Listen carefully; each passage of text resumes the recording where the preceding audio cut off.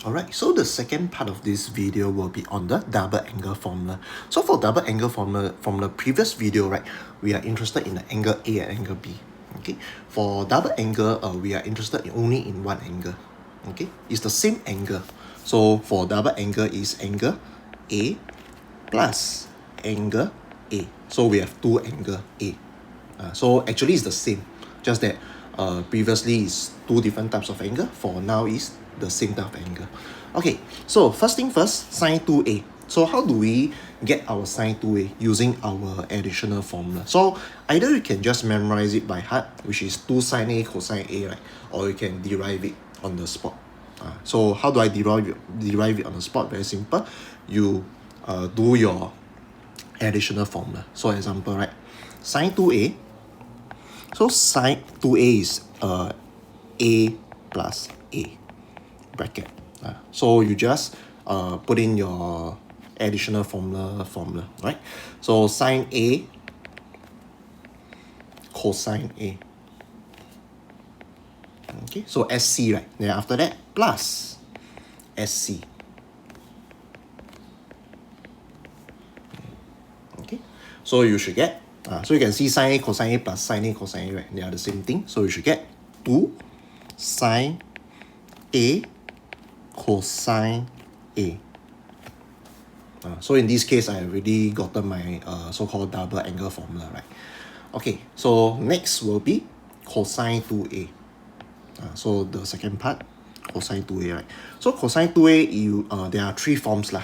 Okay, the first form is cosine square a minus sine square a. So that is the first one. But the first one not very important. Normally, we are more interested in the second form, which is 2 cosine square a minus 1, or the third form, 1 minus 2 sine square a. Okay, so it really depends on the question, what they want you to give them. Okay, so let's derive this using our additional formula also. So cosine 2a, right? Okay, so first thing first, let's write down. Okay, so cosine 2a is a plus a bracket. So we remember our formula, CC, then after that minus SS, right? Okay, so CC is cosine a cosine a. So since it's cosine, we don't follow the sign. So minus sine SS. So sine a, sine a. Alright. So cosine a is just cosine square a. Okay. Minus sine is sine square a.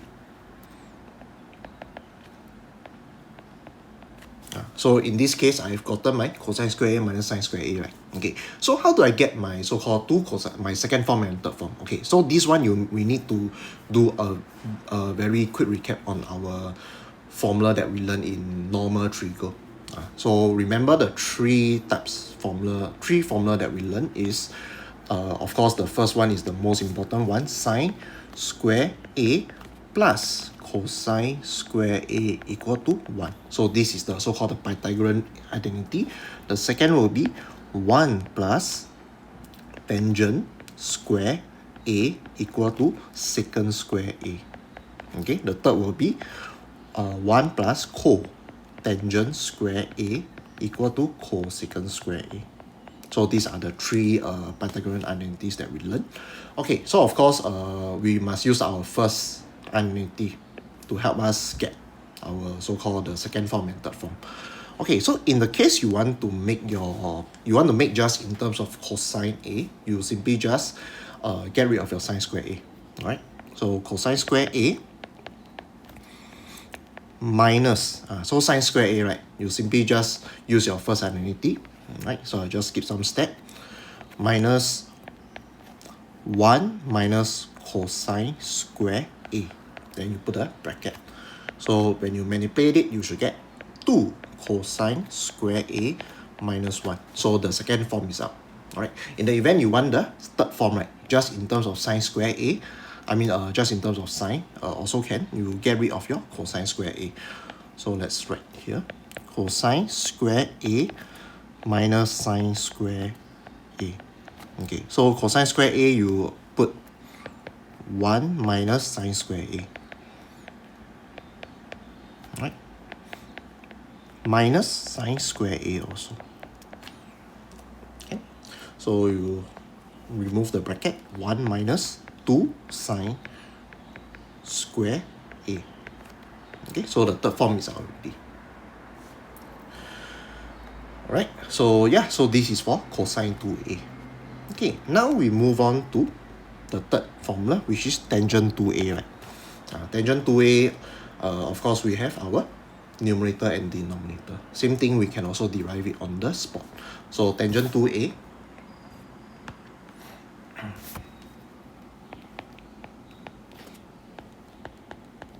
okay, so tangent 2A, you just change to A plus A. Okay, bracket. Okay, so first thing first, let's do the the numerator. So copy wholesale, tangent A plus tangent A. Alright, then you do the denominator. So denominator is 1, then you minus away. Because this is plus, right? Then you just change the sign to minus. Tangent A, tangent A. Okay, then you do a bit of manipulation. You should get 2 tangent A on the top. Then the bottom is 1 minus tangent square A. Alright, so this is how you use an additional formula to derive it. Alright, okay, so sometimes for our double angle, you will not be given like tangent 2A or cosine 2A or even your sine 2A. Sometimes you'll be given like something like sine A. Then they expect you to make it in terms of A over 2. Means angle A, right, you divide by 2. Or sometimes they might also give you sine 3A. So for sine 3A, we do not know we do not know the formula, right? But we can use our additional formula to get. So example, right, for sine 3A, you can put sine 3A is 2A plus A, right? Okay, then of course you use the additional formula to help you. Alright, so of course this, not to worry, we will deal with this when we encounter this type of question. Right? Okay, let's try our example 1, right, together. So given that sine A is equal to negative 4 over 5 and cosine B is equal to negative 12 over 13, and they say that angle A and B are in the same quadrant. So find each of the following without the use of the table or calculator. Okay, so this one is our part A, sine 2A, right? Okay, so sine 2A, you just simply, of course, before that, first thing first, we determine what quadrant first. So both are negative. So if both are negative, right, so we are interested in the third quadrant. Okay, so third quadrant, so sine A equal to negative 4 over 5, negative 12 over 13. So sine 2A. So sine 2A is equal to 2 sine A cosine A. So whenever we are dealing with this type of question, it's very important to change your this 2A, because we don't have 2A, we only have 1A. So it's important to change your angle to just one angle. So example like 1A, 1B, 1C, something like that. Alright. So okay, so from sine 2A, you change to 1A, 1A here. So of course, I draw the so-called triangle because we are in the third quadrant. So maybe I draw here. So third quadrant is here. So the angle A is actually from here to here, but it's okay because we just look at the right angle triangle here, right? I can also label this as angle A, doesn't matter. Alright, so it will give me the same result. So angle A here, because it's negative 4 over 5, right? So your negative always go to your numerator, which is the 4, right? So negative 4 here, after that here is 5. So you want to find your adjacent, because I want my cosine A. So this is negative 3. You can use your Pythagoras theorem. Okay, but remember your negative. Alright, so sine A is negative 4 over 5. Then cosine A is negative 3 over 5. Then this one you can use a calculator to get the answer. Alright, so okay, part B, cosine 2A. Cosine 2A, same thing, we change, right? So cosine 2A you can either change to your second form or third form. Right, so let's put this down. So let's just say I change to 1 minus 2 sine square A. So for sine square A is something like this. Okay, so sine square A is sine A, then you put a bracket, you square it. So as long as you have sine A, then you can get the answer already. So for part B also quite simple. Okay, for part C, this is a bit difficult. Okay, because you notice one thing about this part C is cosine B over 2. So it's a half B, right? So how do I change B over 2 to just 1B? I do not know the so-called the formula, right? But actually we can use the additional formula to help us. Okay, so let me just go back here. Okay, so remember just now we are dealing with sine 2a, cosine 2a, tangent 2a. But now I can also change a bit, right? So sine a. Okay, so just 1a. So I make it in terms of my so-called BA over 2. So sine A is equal to 2 sine half A, right? So maybe I put here A over 2 cosine A over 2. Okay, so you compare this sine A, right, with this sine 2A. So sine 2A is 2 sine A cosine A. Okay, so I just changed the angle. So for this, right, for our 2A, I change to 1A, 1A. For 1A, I change to half A, half A. Okay, now I move on to cosine A.